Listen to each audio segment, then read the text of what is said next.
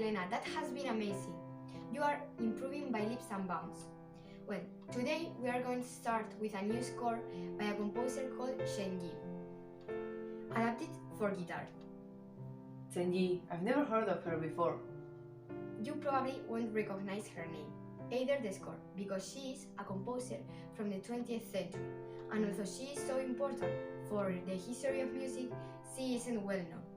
That's why I'm going to ask you to look some information about her life, her musical career, her job, how does she compose, etc., in order you to know her a little bit more. Okay, I'll do it.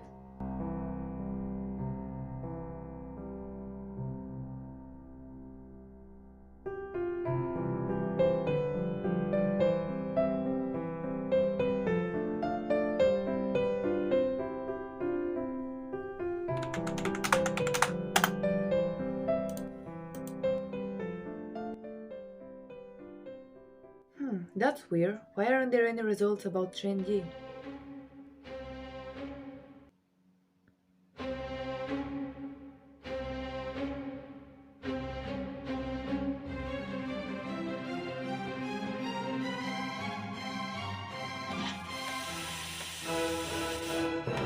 Oh no, what happened?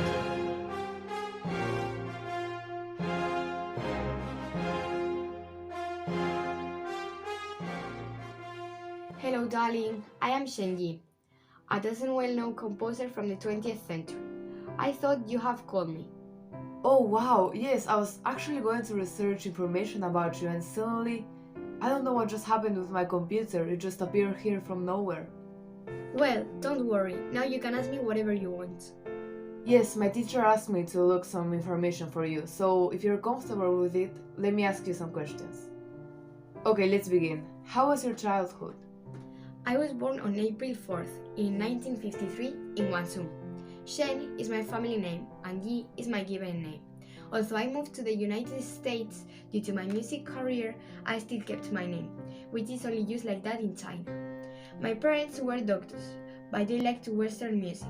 They were very interested in it, and that's why I started to learn to play the violin and the piano from a very young age. But not only me, my brothers too. In fact, they also have a career as musicians. It's quite curious, but when I was little, I took my father's records and listened to the concertos for violin and orchestra, and when I learned them, I played them to the sound of the music. Those were very happy times, but they did not last long. But why? What happened? A few years later, when I was 15 years old, there was a cultural revolution in China, at which time I stopped teaching myself musical. I was very sad, but that was not the worst. The Chinese Communist Party began to lead in China.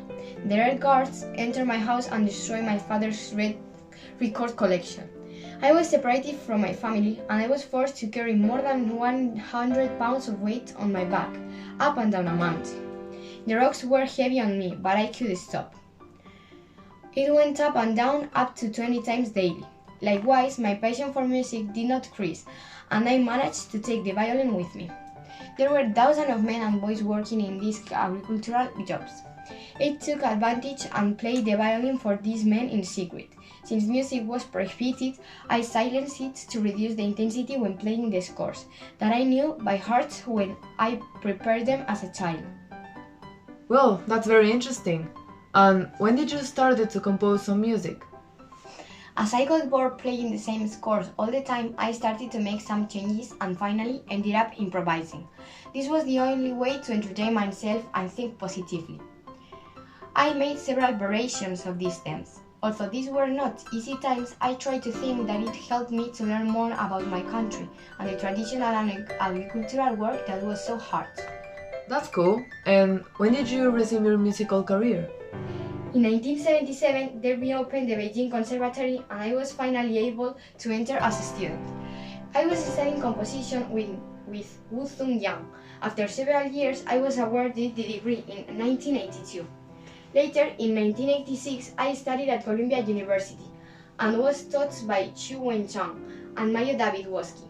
In 1993, I obtained my doctorate. From then on, I continued to develop my musical career. I have been named composer in residence at 3 major institutions: the Women's Philharmonic Orchestra, the Aptos Center for the Creative Arts, and the Chanticleer a cappella choir. That's interesting, Trendy. But did you learn more about China's music? Yes, in fact, Jiang Qing was a very important woman for the development of Chinese music. She introduced Western instruments to traditional Chinese opera. Thanks to her, I continued studying the traditional music of my country, as well as the way of composition, and the technique to play many of the typical instruments of my country. That is why I was named concertmaster of the Guangzhou Opera Company. And since then, have you continued composing? Of course, I have composed many works and compositions for various instruments such as piano, violin, viola, flute, clarinet, marimba, cello, choirs. Since then, I have received numerous awards from various universities such as the American Academy of Arts and Letters, the City University of New York, the University of Texas at Austin, the American Academy of Arts and Science. I'm glad that you continued composing, but which are some of your most famous ones? I have composed 3 symphonies. The Symphony No. 1 was composed in 1986 and lasts about 23 minutes. The Symphony No. 2 was composed in 1993 and its time is more or less similar. And the last one, the Symphony No. 3, was composed in 2004 and its duration is about 23 minutes as well. So, to end up this interview, I have a petition for you. I'm very curious, so could you show me how you played some of your symphonies, please? Of course, this is a fragment of a video of myself playing this symphony.